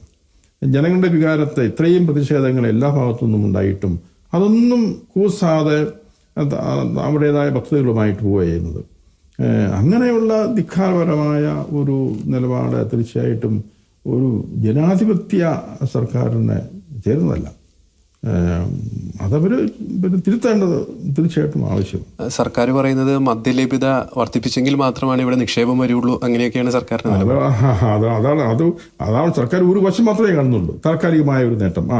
കുറച്ച് പണം കിട്ടും. പക്ഷേ പണം കിട്ടുന്നതിൻ്റെ പിന്നിൽ എന്തുമാത്രം നഷ്ടമുണ്ടാകുന്നുണ്ട് എന്നുള്ള കാര്യം, പ്രത്യേകിച്ച് ജനങ്ങളുടെ ജനസമ്പത്ത് എന്ന് പറയും നഷ്ടപ്പെട്ടു പോകുന്നു, ജനങ്ങളുടെ ചിന്താശക്തി നഷ്ടപ്പെട്ടു പോകുന്നു, പിന്നെ ആരോഗ്യം നഷ്ടപ്പെട്ടു പോകുന്നു, ഭാവി തലമുറയുടെ ഉണ്ടാകുന്ന നാശനഷ്ടങ്ങൾ. അങ്ങനെ ഒരു സമഗ്രമായിട്ട് ഈ വിഷയത്തെ കാണാനോ ആ തരത്തിലുള്ളൊരു, അത് ശരിക്കും മനുഷ്യസ്നേഹമുള്ളവർക്കേ സാധിക്കുള്ളൂ. മനുഷ്യൻ്റെ ഭാവിയെക്കുറിച്ച് ബുദ്ധിയുള്ളവർക്ക്, മനുഷ്യനെ സ്നേഹിക്കുന്നവർക്ക് വാസ്തവത്തിൽ ഇതിൻ്റെ പ്രത്യാഘാതങ്ങളെക്കുറിച്ച് ആ തരത്തിൽ ചിന്തിക്കാൻ സാധിക്കുള്ളൂ. ഞങ്ങളിപ്പോൾ ആയിരിക്കുന്നിടത്തോളം ഞങ്ങൾക്ക് കുറേ പണം കിട്ടണം എന്നുള്ള ചിന്ത മാത്രമേ ഉള്ളൂ. വെറും താൽക്കാലിക അനശ്വരമായ ഒരു കാഴ്ചപ്പാടാണത്. അങ്ങനെയുള്ളതല്ല. നേതൃത്വം വഹിക്കുന്നവർക്ക് ദീർഘവീക്ഷണം ഉണ്ടായിരിക്കണം. അടുത്ത തലമുറകളിലേക്ക് അവരെ തലമുറകളെ ലക്ഷ്യം വെച്ചുകൊണ്ട് അവർക്ക് തന്നെ ഉണ്ടാകാത്ത രീതിയിലുള്ള പ്രവർത്തനങ്ങളാണ് അവർ കാഴ്ചവെക്കേണ്ടിയിരിക്കുന്നത്. അതിൻ്റെ ഒരു അഭാവം നമ്മുടെ രാഷ്ട്രീയ രംഗത്ത് എല്ലായിടത്തും ഉണ്ട്. അത് താൽക്കാലികമായ ഒരു നേട്ടത്തിന് വേണ്ടി അല്ലെങ്കിൽ തങ്ങളുടെ അധികാരം ഉറപ്പിക്കാൻ വേണ്ടി ഒക്കെയുള്ള ഒരു പ്രവർത്തനങ്ങളാണ് പലപ്പോഴും കണ്ടുപോകുന്നത്. പിതാവ്, കഴിഞ്ഞ 2021 സെപ്റ്റംബർ 8 പാലാ പിതാവ് മാർ ജോസഫ് കല്ലറങ്ങാട്ട് പിതാവ് നടത്തിയ ഒരു പ്രസംഗം, പ്രത്യേകിച്ച് ലവ് ജിഹാദ്, നാർക്കോട്ടിക് ജിഹാദുമായി ബന്ധപ്പെട്ട് ആ ഒരു പ്രസംഗത്തിന് ശേഷം പിതാവിന് മുസ്ലിം തീവ്രവാദികൾ വളരെയധികം എതിർക്കുന്ന വളരെ ശക്തമായ എതിർപ്പ് ആ ഒരു വിഭാഗത്തിൻ്റെ ഭാഗത്തുനിന്ന് ഉണ്ടാവുകയുണ്ടായി. പിതാവിൻ്റെ ആ ഒരു പരാമർശം, കല്ലറങ്ങാട്ട് പിതാവിൻ്റെ ആ ഒരു നാർക്കോട്ടിക് ജിഹാദ് പരാമർശത്തെ സാധൂകരിക്കുന്നതല്ല. ഈ അടുത്ത നാളുകളിൽ കേരളത്തിൽ വർദ്ധിച്ചു വരുന്ന ഒത്തിരിയേറെ ലഹരി കേസുകൾ, കഞ്ചാവ് ആയിക്കോട്ടെ, മയക്കുമരുന്നായിക്കോട്ടെ, അതോടൊപ്പം തന്നെ ഈ ന്യൂ ജനറേഷൻ ലഹരി വസ്തുക്കളായിക്കോട്ടെ, ആ പിതാവിൻ്റെ ഒരു സ്റ്റേറ്റ്മെന്റിനെ സാധൂകരിക്കുന്നതല്ല ഇത്തരം ലഹരി വേട്ടയൊക്കെ. ലഹരി വേട്ട ഇതിനൊക്കെ എന്തു പേര് കൊടുത്താലും ശരി, മയക്കുമരുന്ന് വളരെയധികം ഉപയോഗിക്കപ്പെടുന്നുണ്ട്. അത് കള്ളക്കടത്തിലൂടെ ഒത്തിരിയധികം മയക്കുമരുന്ന് ഇവിടെ കടന്നു വരുന്നുണ്ട്. അതൊരു യാഥാർത്ഥ്യമാണ്. എല്ലാ ദിവസവും തന്നെ കഞ്ചാവ് പിടിക്കുന്നു, മയക്കുമരുന്നുകൾ പിടിക്കുന്നു എന്ന് പറയുന്നുണ്ട് എല്ലാ ദിവസവും തന്നെ. അപ്പോൾ ഇതൊരു യാഥാർത്ഥ്യമാണ്. ഇതിനെ ആർക്കും നിരാകരിക്കാൻ സാധിക്കുക. അതുകൊണ്ട് ഈ ഒരു യാഥാർത്ഥ്യം ഇവിടെ ഉണ്ട് എന്നുള്ളത് യാതൊരു സംശയവുമില്ല. അതിൻ്റെ പേരിൽ ഒത്തിരി ജീവൻ അപകടത്തിലാകുന്നുണ്ട്, ജീവൻ താറുമാറായി പോകുന്ന അവസ്ഥാവിശേഷം ഉണ്ടാകുന്നുണ്ട്. മാത്രമല്ല, ഇതിനെ വിധേയപ്പെടുന്ന ആൾക്കാരെ ഒരു അടിമത്തത്തിലേക്ക് കടന്നു വരികയായിരുന്നത്. എന്നിട്ട് പിന്നെ അവരെ മറ്റു കാര്യങ്ങൾ കൊണ്ട് വിനിയോഗിക്കുക. ഈ തരത്തിൽ ഒരു മനുഷ്യ ചൂഷണമാണ് നടക്കുന്നത്. ഈ മയക്കുമരുന്നിലൂടെ മനുഷ്യനെ തന്നെ ചൂഷണം ചെയ്യുകയാണ്. മനുഷ്യനെ അടിമകളാക്കി ചൂഷണം ചെയ്യുന്ന ഒരു അവസരവിശേഷമാണ്. ഇത് വളരെ വ്യാപകമായിട്ട് നടക്കുന്നുണ്ട് എന്നുള്ളത് യാതൊരു സംശയവുമില്ല. അത് പിന്നെ എനിക്ക് തോന്നുന്നു അധികാരികൾക്ക് ഈ കാര്യങ്ങളൊക്കെ അറിയാമല്ലാഞ്ഞിട്ടൊന്നുമല്ല. പിന്നെ മറ്റെന്തോ ലക്ഷ്യം വെച്ചുകൊണ്ട് ഇതൊക്കെ മൂടി വയ്ക്കാനുള്ള ഒരു ശ്രമം നടക്കുന്നതായിട്ട് തോന്നുന്നു. യാഥാർത്ഥ്യം ഇവിടെ ഉണ്ട് എന്നുള്ളതിന് യാതൊരു സംശയവും ഈ കാര്യത്തിൽ ഇല്ല എന്നാണ് എനിക്ക് തോന്നുന്നത്. അതിനെതിരെ തീർച്ചയായിട്ടും പിന്നെ നമ്മൾ സ്വത്ത് ഉയർത്തേണ്ടതായിട്ടുണ്ട്. ഇങ്ങനെയുള്ള ഇത് മനുഷ്യ സമൂഹത്തെ തകർക്കുന്നതാണ്. അതുകൊണ്ടാണ് തീർച്ചയായിട്ടും പിന്നെ അതിന് യാഥാർത്ഥ്യത്തെ അംഗീകരിച്ച് തീരും. പിതാവ് കല്ലറങ്ങാട്ട് പിതാവിൻ്റെ കാര്യം പറഞ്ഞപ്പോൾ ആ ഒരു വിഷയം ഉണ്ടായപ്പോൾ ക്രൈസ്തവ സമുദായം ഒരുമിച്ച് നിന്ന് പിതാവിനോടൊപ്പം നിന്നു. വളഞ്ഞിട്ട് ആക്രമിക്കാൻ പലരും ശ്രമിച്ചപ്പോൾ ക്രൈസ്തവ സമുദായം ഒറ്റക്കെട്ടായിട്ട് പിതാവിനെ സംരക്ഷിച്ചു. ഇതുപോലെ തന്നെ പലപ്പോഴും പലരും അത് വൈദികരായിക്കോട്ടെ, പിതാക്കന്മാരായിക്കോട്ടെ, ക്രൈസ്തവ സമുദായത്തിൽ നിന്നുള്ള അൽമായ നേതാക്കളായിക്കോട്ടെ, അവർ ക്രൈസ്തവരുടെ ന്യായമായ ആവശ്യങ്ങളെക്കുറിച്ച്, ആശങ്കകളെക്കുറിച്ച് പങ്കുവെക്കുമ്പോൾ അവരെ ഭയപ്പെടുത്തി നിശബ്ദരാക്കാനുള്ളൊരു പ്രവണത ഈ അടുത്ത നാളിൽ വളരെ ശക്തമാണ്. എന്തുകൊണ്ടാണ് അങ്ങനെ സംഭവിക്കുന്നത്? അങ്ങനെ ഭയപ്പെടുത്തിയാൽ ഭയപ്പെടും എന്നുള്ള ഒരു ചിന്ത അവർക്കുള്ളതുണ്ടാകാം ഒരു പക്ഷേ. അങ്ങനെ ഇതിനെ തകർക്കുക, നിർവീര്യമാക്കുക എന്നുള്ളത് പിന്നെ അവർക്ക് അങ്ങനെ. കാരണം പ്രത്യേകിച്ച് ക്രൈസ്തവ സമൂഹം ഒക്കെ ഒരുമിച്ച് നിന്ന് ചില കാര്യങ്ങളിൽ പിന്നെ മുന്നോട്ട് വരുമ്പോൾ അതൊരു വലിയ ശക്തിയാണെന്ന് വാസ്തവത്തിൽ അവർക്ക് എല്ലാവർക്കും അറിയാം വലിയ ശക്തിയാണെന്നുള്ളൂ. ഒരു ധാർമ്മിക ശക്തി, തീർച്ചയായിട്ടും സഭ ഒരു ധാർമ്മിക ശക്തി തന്നെയാണ്. അതുകൊണ്ട് ആ നിലപാട് ശക്തിപ്പെട്ടാൽ ചിലപ്പം പലരുടെയും ചില നിഗൂഢ അജണ്ടകളോ അല്ലെങ്കിൽ നിഗൂഢ പ്രവർത്തനങ്ങളോ ഒക്കെ വിളിച്ചു തോന്നുന്നു വന്നേക്കാം, അല്ലെങ്കിൽ അതിന് പരാജയം ഉണ്ടായെന്ന് വന്നേക്കാം. അതുകൊണ്ട് ഇതിനെ പിന്നെ തകർക്കുക, ഇല്ലാതാക്കുക, ഭയപ്പെടുത്തി പിന്നെ അല്ലെങ്കിൽ എൻ്റെ ചില കള്ളി വിളിച്ചെത്തു വരും എന്നുള്ള ഭയപ്പാട് കൊണ്ട് മറ്റുള്ളവനെ അമർത്തുക എന്നുള്ള അനുഭവം, അങ്ങനെയൊക്കെയുള്ള ചില കാര്യങ്ങളൊക്കെ ഇതിൻ്റെ പിന്നിൽ ഉണ്ടാകാമെന്ന് എനിക്ക് തോന്നുന്നു. പിതാവെ, നേരത്തെ നമ്മൾ ഈ അഭിമുഖത്തിൻ്റെ ആദ്യമേ സൂചിപ്പിച്ച സിൽവർ ലൈൻ പദ്ധതി, നമുക്കറിയാം. ആ സിൽവർ ലൈൻ പദ്ധതി കല്ലിടുന്ന പ്രദേശങ്ങളിലൊക്കെ ജനങ്ങളുടെ വളരെ ശക്തമായ പ്രതിഷേധം, നമുക്കറിയാം ചങ്ങനാശ്ശേരി മേഖലയൊക്കെ വളരെ ശക്തമായ പ്രതിഷേധം സർക്കാരിന് നേരിടേണ്ടി വന്നതായിട്ടുണ്ട്. ഈ ജനങ്ങളുടെ ഒരു പ്രതിസന്ധി അല്ലെങ്കിൽ ജനങ്ങളുടെ ഒരു പ്രതിഷേധത്തെ, ആശങ്കയെ, കണ്ണുനീരിനെ അടിച്ചമർത്തി ഈ പദ്ധതിയുമായി സർക്കാർ മുന്നോട്ട് പോകുന്നതിന് പിന്നിൽ ഏതെങ്കിലും തരത്തിലുള്ള ഒരു നിഗൂഢ ലക്ഷ്യങ്ങളില്ലേ?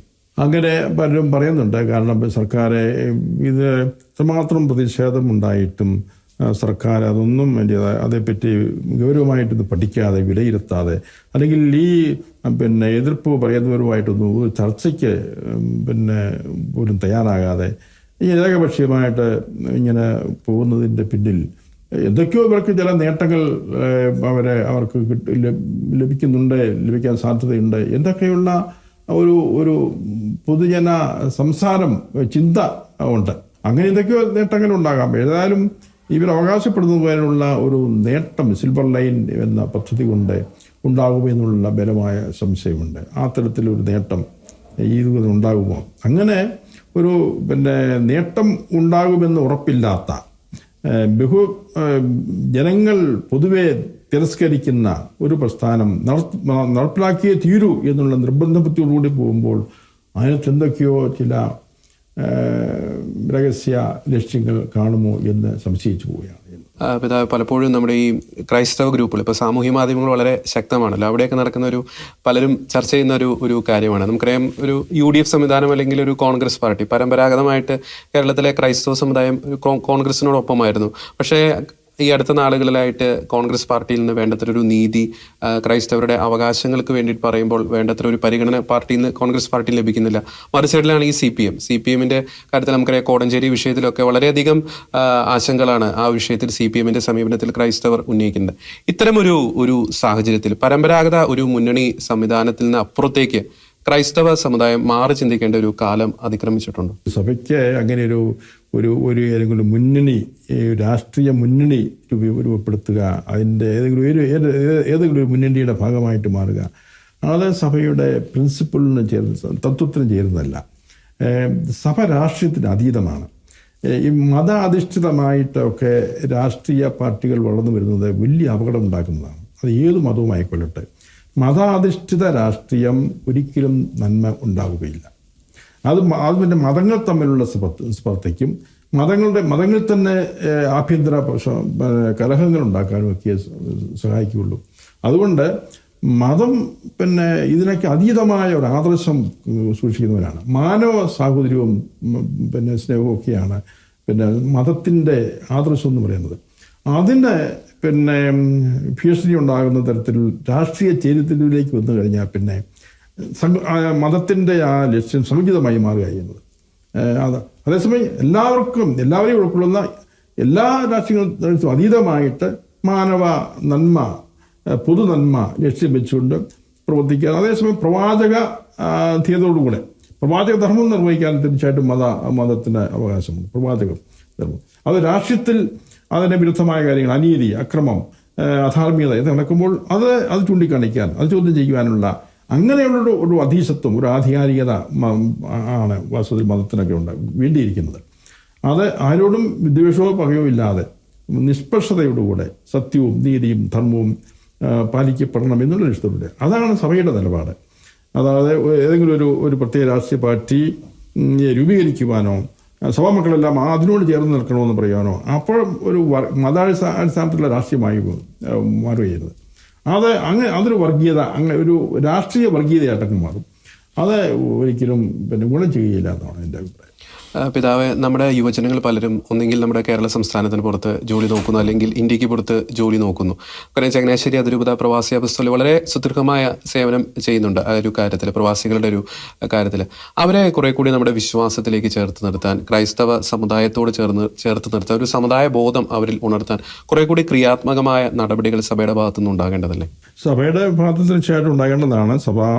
സഭയെന്ന് പറയുമ്പോൾ ഒരു വലിയൊരു കൂട്ടായ്മയാണ്. സഭയെന്ന് പറയുന്നത് അഗാധമായ ഒരു കൂട്ടായ്മ. അത് ലോകമെങ്ങും വ്യാപിച്ചിരിക്കുന്ന, പടർന്നു കിടക്കുന്ന ഒരു കൂട്ടായ്മയാണ്. ആ ഒരു ബന്ധം, അതാണ് പ്രവാസി അപ്പോസ്തലത്തോടെ ലക്ഷ്യം വയ്ക്കുന്ന ഒരു കാര്യം അതായിരുന്നു. പക്ഷേ അത് എനിക്ക് തോന്നുന്നത് ചങ്ങനാശ്ശേരി അതിരൂപതയിൽ അത് വളരെ ഇഫക്റ്റീവായിട്ട് പ്രവർത്തിക്കുന്നുണ്ട്. എല്ലാ രാജ്യങ്ങളിലും, വളരെയേറെ രാജ്യങ്ങളിൽ അതിനുള്ള സംവിധാനം, ഇതുമായിട്ട് ബന്ധപ്പെടാനുള്ള സംവിധാനങ്ങളൊക്കെ ഏർപ്പെടുത്തിയിട്ടുണ്ട്. അത് നമ്മുടെ ഇതേ സഭാതലത്തിലെ എല്ലാ രൂപതകളിലും തന്നെ ഇങ്ങനെയുള്ള സംവിധാനങ്ങൾ ഉണ്ടാകണം. അത് രൂപതകൾ തമ്മിൽ ഒരു സംഘർഷം ഉണ്ടാക്കാൻ വേണ്ടിയുള്ളതല്ല, പക്ഷേ സഭാമക്കൾ എന്ന നിലയിൽ രൂപതയ്ക്ക് അതീതമായിട്ട് എല്ലാ സഭാമക്കളും ഒരുമിച്ച് ഒരു സഭാ കൂട്ടായ്മയിലാണ് എന്നുള്ള ആ ബോധ്യത്തിലേക്ക് ആണ് വരേണ്ടിയിരിക്കുന്നത്. അത് ഇവിടെ നാട്ടിലായാലും വിദേശങ്ങളിലായാലും ഇവിടെയായാലും സഭയോടുള്ള ബന്ധത്തിൽ നിലനിൽക്കുക എന്നുള്ളത് വളരെ പ്രധാനപ്പെട്ട കാര്യമാണ്. പ്രത്യേകിച്ച് വ്യത്യസ്തമായ സാംസ്കാരിക സാഹചര്യങ്ങൾ നിലനിൽക്കുന്ന വിദേശ രാജ്യങ്ങളിൽ നമ്മുടെ മൂല്യങ്ങൾ, ധാർമ്മിക മൂല്യങ്ങളോ കുടുംബ മൂല്യങ്ങളോ ഒക്കെ ഒരുപക്ഷെ അപ്രസക്തമായി തീർന്നിരിക്കുന്ന പല രാജ്യങ്ങളുമുണ്ട് അവിടുത്തെ സാംസ്കാരിക ജീവിതത്തിൽ. അങ്ങനെയുള്ള സാഹചര്യത്തിൽ ജീവിക്കുക നമ്മുടെ മക്കളെ ധാരാളം പേർ അങ്ങോട്ട് ഒഴുകിക്കൊണ്ടിരിക്കുന്നു. അങ്ങനെയുള്ള സാഹചര്യത്തിൽ തീർച്ചയായിട്ടും നമ്മുടെ സഭ നാളിതുവരെയും കാത്തു സൂക്ഷിച്ച ആ മൂല്യങ്ങൾ നമ്മുടെ സഭാമക്കൾ എവിടെയായാലും കാത്തു സൂക്ഷിക്കാനിടയാകത്തക്ക രീതിയിൽ അവരെ സഭയോട് ചേർന്ന് നിർത്താനുള്ള ഒരു ഉത്തരവാദിത്വം സഭയ്ക്കുണ്ട്. ഒരു അമ്മ എന്ന നിലയിൽ സഭയ്ക്ക് ഉണ്ടെന്നതിൽ യാതൊരു സംശയമില്ല. അതിനെ ഈ പ്രവാസി അപ്പോസ്തലൻ തീർച്ചയായിട്ടും കൂടുതൽ ശക്തിപ്പെടുത്തേണ്ടത് ആവശ്യമാണെന്ന് എനിക്ക് തോന്നുന്നു. പിന്നെ നമ്മൾ അഭിമുഖത്തിൻ്റെ അവസാന ഘട്ടത്തിലേക്ക് വരുമ്പോൾ നമുക്കറിയാം, ഈ അമ്പൂരി മേഖലയിലൊക്കെ ഈ ബഫർ സോൺ വിഷയം വളരെയധികം ജനങ്ങൾക്ക് ഒരു കണ്ണീര് സമ്മാനിക്കുന്നുണ്ട്. അതോടൊപ്പം തന്നെ വന്യമൃഗശല്യം, കാർഷിക മേഖല നേരിടുന്ന തകർച്ചകൾ, ഇതിലൊക്കെ നമ്മൾ പിതാവാണ് ചങ്ങനാശ്ശേരി അതിരൂപതയുടെ ഭാഗത്ത് നിന്ന് ശക്തമായ ഒരു പ്രതികരണം ഈ ഒരു കാര്യത്തിൽ വരുന്നുണ്ട്. എങ്കിൽ പോലും ഒരു സർക്കാർ കുറെ കൂടി ശക്തമായി ഒരു മനുഷ്യനെ പരിഗണിച്ചുകൊണ്ടുള്ള ഒരു ആറ്റിറ്റ്യൂഡ് ഈ ഒരു ഇഷ്യൂസിലൊക്കെ ഉണ്ടാകേണ്ടത് തീർച്ചയായിട്ടും ആവശ്യമാണ്. സർക്കാർ ഇക്കാര്യത്തിൽ കൂടുതൽ ശ്രദ്ധിക്കേണ്ടതാണ്. ഇത് മനുഷ്യനേക്കാൾ കൂടുതൽ പ്രാധാന്യം വന്യമൃഗങ്ങൾക്ക് നൽകുന്ന ഒരവസ്ഥ വെച്ച് നമ്മൾ കാണുന്നുണ്ട്. അത് എനിക്ക് ശാസ്ത്രീയമായ ഒരു സമീപനം ഇല്ലാത്തതുകൊണ്ടാണ്. മറ്റു രാജ്യങ്ങളിലൊക്കെ വന്യമൃഗങ്ങൾ എല്ലായിടത്തും ഉണ്ടല്ലോ, പക്ഷെ അവർക്ക് അവൻ്റേതായ ഒരു ക്രമമുണ്ട്. വന്യമൃഗങ്ങൾ മനുഷ്യന് ഭീഷണിയായിട്ട് മാറാതിരിക്കാനുള്ള ക്രമീകരണം അവിടെ നടത്തുന്നുണ്ട്. പക്ഷെ നമ്മൾ അങ്ങനെ ഒന്നും ശ്രദ്ധിക്കുന്നില്ല ഇവിടെ. വന്യമൃഗങ്ങൾ വർദ്ധിച്ചു പെരുകിയാലും അതിനെ ഒന്ന് നിയന്ത്രിക്കാനുള്ള സംവിധാനങ്ങൾ ഇവിടെ ഇല്ല. അതുണ്ടാകണം, അത് ശാസ്ത്രീയമായിട്ട് തന്നെ ഉണ്ടാകണം. മറ്റു രാജ്യങ്ങളിലൊക്കെ അത് ഉണ്ട്. സർക്കാർ അങ്ങനെയുള്ള കാര്യം ശ്രദ്ധിക്കുന്നില്ല. പ്രത്യേകിച്ച് കാർഷിക മേഖലയിലുള്ള ആൾക്കാർ വളരെയധികം ബുദ്ധിമുട്ടാനും വെല്ലുവിളികൾ നേരിടുന്നുണ്ട്. അവർക്ക് സർക്കാർ തീർച്ചയായിട്ടും വലിയ പിന്തുണയായിട്ട് വരേണ്ടതായിട്ടുണ്ട് കാർഷിക മേഖലയെ സംരക്ഷിക്കാൻ വേണ്ടി. എന്നാൽ ഇപ്പോൾ പുതിയ ഒരു നീക്കം ഉണ്ടെന്ന് തോന്നുന്നു. സർക്കാർ ഈ ജനവാസ മേഖലയെ ഇതിൽ നിന്ന് ഒഴിവാക്കുന്ന ഒരു സമീപനം എടുത്തിട്ടുള്ളതെന്ന് തോന്നുന്നു. അത് ആശ്വാസകരമാണ്. ഏതായാലും ഈ കാര്യത്തിൽ നമ്മൾ ജാഗ്രത പുലർത്തേണ്ടതായിട്ടുണ്ട്. ജനങ്ങളുടെ അവകാശം, മനുഷ്യൻ്റെ അവകാശം, അതിന് മുൻഗണന കൊടുത്തുകൊണ്ട് ആയിരിക്കണം മറ്റെല്ലാ കാര്യങ്ങളും ക്രമീകരിക്കേണ്ടതെന്നാണ് എനിക്ക് പറയാനുള്ളത്. അപ്പോൾ ഇത് അവസാനമായി നമുക്കറിയാം, കഴിഞ്ഞ 2000 വർഷമായി സഭ പ്രതിസന്ധികളിലൂടെയും ഒക്കെയാണ് കടന്നുപോയത്. എത്ര വലിയ കൊടുങ്കാറ്റ് ആഞ്ഞടിച്ചിട്ടും സഭ ശക്തമായി തന്നെ ഈ ലോകത്ത് നിലകൊള്ളുന്നു. നമ്മുടെ കേരളത്തിൻ്റെ ഒരു സാഹചര്യത്തിൽ ഇത്തരത്തിൽ പല ഭാഗങ്ങളിൽ നിന്നും പല പ്രതിസന്ധികളും പല വെല്ലുവിളികളും ക്രൈസ്തവ സമുദായം നേരിടുമ്പോൾ അതിനോടൊക്കെയുള്ള ഒരു ക്രൈസ്തവരുടെ ഒരു പ്രതികരണം എപ്രകാരമായിരിക്കണം? ഈ പറഞ്ഞ ക്രൈസ്തവ പീഡനം എന്ന് പറയുന്നത് എക്കാലത്തും ഉണ്ടായിട്ടുള്ളതാണ്, ഇന്നും തുടരുന്ന ഒരു യാഥാർത്ഥ്യമാണ്. അത് ഇനിയും തുടരുകയും ചെയ്യും. അപ്പം അങ്ങനെ വരുമ്പോൾ പരസ്പരം ശക്തിപ്പെടുത്തുക എന്ന പ്രധാനപ്പെട്ട കാര്യമാണ്. അങ്ങനെയുള്ള പീഡിത സമൂഹങ്ങളെ, പീഡിത സഭയെ ഇവിടെ നമ്മളുണ്ട് എന്നുള്ള ആ ഒരു ബോധ്യം അവർക്ക് പകർന്നു കൊടുക്കുക. പിന്നെ തീർച്ചയായിട്ടും നമ്മുടെ ഏറ്റവും വലിയ ഒരു ആയുധം എന്ന് പറയുന്നത് പ്രാർത്ഥനയാണ്. ശക്തമായ ദൈവത്തിൽ പൂർണ്ണമായിട്ട് ആശ്രയിക്കുക, വിശ്വസിക്കുക, പ്രാർത്ഥിക്കുക എന്നത് വളരെ പ്രധാനപ്പെട്ട കാര്യമാണ്. പ്രാർത്ഥനയിലൂടെയാണ് ആദ്യ നൂറ്റാണ്ടുകളിലെ മതം ഞെരുക്കങ്ങളെ നേരിടാൻ ഉള്ള ശക്തി അവർക്ക് ലഭിച്ചത്. നമുക്കറിയാം, ബൈബിളിലെ നടപടി പുസ്തകത്തിൽ തന്നെ പറയുന്നുണ്ട് കാര്യങ്ങളുണ്ടല്ലോ. വിശ്വാസികൾ ശക്തമായി പ്രാർത്ഥിച്ചു. അപ്പോൾ തുറുങ്കലിൽ കിടന്ന പത്രോസും ഒക്കെ അവരുടെ അഴികൾ കെട്ടടിഞ്ഞു പോയി എന്നാണ് പറഞ്ഞിരിക്കുന്നത്. പ്രാർത്ഥനയുടെ ശക്തി. അതുപോലെ അങ്ങനെ ദൈവത്തിലുള്ള ഒരു വിശ്വാസം, ഈ വിശ്വാസത്തിൽ നമ്മൾ ഉറച്ചു നിൽക്കുക, പ്രാർത്ഥിക്കുക, ദൈവത്തെ സഹായം തേടുക. അപ്പോൾ ദൈവം നമുക്ക് മാർഗങ്ങൾ കാണിച്ചു തരും. നമുക്ക് ശക്തി, ഒരുപക്ഷെ ഈ പീഡനങ്ങൾ ഇല്ലാതായെന്ന് വരികയില്ല, പക്ഷേ നമുക്ക് ശക്തി കിട്ടും അതിനെ നേരിടാനായിട്ട്, അതിൽ തളരാതിരിക്കാനായിട്ടുള്ള ശക്തി നമുക്ക് തീർച്ചയായിട്ടും കിട്ടും. അതേസമയം ഇങ്ങനെയുള്ള പീഡനങ്ങളുടെ കാര്യത്തിൽ നമ്മളെ കൂടുതൽ ശ്രദ്ധപ്പെടുത്തേണ്ടതായിട്ട്, അധികാരികൾ ശ്രദ്ധപ്പെടുത്തേണ്ടതായിട്ടുണ്ട്. അവിടെ നീതി നിഷേധമാണല്ലോ. ഒരു മതത്തെ തെരഞ്ഞു പിടിച്ച് ആക്രമിക്കുക എന്നൊക്കെ പറയുന്നത് നീതി നിഷേധമാണ്, അത് മനുഷ്യത്വരഹിതമാണ്. അങ്ങനെയുള്ള കാര്യങ്ങളെ കുറിച്ച് ലോക ശ്രദ്ധയിൽ കൊണ്ടുവരേണ്ടതായിട്ടുണ്ട്. ലോക ശക്തികളുമൊക്കെ ഉണ്ടല്ലോ, ഓരോ സംവിധാനങ്ങളൊക്കെ ഉണ്ടല്ലോ. അവിടെയൊക്കെ ഇവിടെ നടക്കുന്ന ഈ മതപീഡനം, അതേക്കുറിച്ചുള്ള ഒരുപക്ഷെ കുറച്ചുകൂടെ കൂടുതലായിട്ടുള്ള അതേക്കുറിച്ചുള്ള ചിന്തകൾ, വിലയിരുത്തലുകൾ, ചിലപ്പം ലേഖനങ്ങൾ, ഇതൊക്കെ കുറച്ചുകൂടി ശക്തമായിട്ട് നമ്മൾ പറയേണ്ടി വരും ലോകത്തിൻ്റെ ശ്രദ്ധയിലേക്ക് കൊണ്ടുവരാൻ വേണ്ടി. ഇതൊന്നും നിസ്സഹാരായിട്ട് പീഡിപ്പിക്കപ്പെടുന്നവരെ ഇതൊന്നും ആരും അറിയാതെ ഇങ്ങനെ സഹിച്ച് പീഡിപ്പിക്കപ്പെട്ട അവസ്ഥയിൽ തുടരുക എന്നുള്ളതല്ല. മറ്റുള്ളവർക്ക് ചുമതലയുണ്ട്. എൻ്റെ ഒരു പീഡിത സഹോദരനെ എൻ്റെ തുണയായിരിക്കുക, അത് നമ്മൾ നീതി നടത്തി കൊടുക്കുക എന്ന് അതിനുള്ള ഉത്തരവാദിത്തം എനിക്കുണ്ട്. അതുകൊണ്ട് അതിന് ഏതെല്ലാം വഴികളിലൂടെ എനിക്ക് സാധിക്കുമോ അതൊക്കെ ചെയ്യുവാൻ ഞാൻ ബാധ്യസ്ഥനാണ്. അത്തരത്തിലുള്ള ഒരു നിലപാട് ആവശ്യമാണ്. ഈ കാലഘട്ടത്തിൽ ക്രൈസ്തവ സമുദായം നേരിടുന്ന വിവിധങ്ങളായ പ്രതിസന്ധികളെക്കുറിച്ച് വളരെ ആഴത്തിലുള്ള ചിന്തകളാണ് arch bishop Mar Joseph Perumthottam പിതാവ് നമ്മോട് പങ്കുവച്ചത്. പിതാവെ, അങ്ങയുടെ വിലയേറിയ സമയം ഷെക്കീന ന്യൂസുമായി പങ്കുവച്ചതിന് അങ്ങേക്ക് പ്രത്യേകം നന്ദി. താങ്ക് യു പിതാവ്.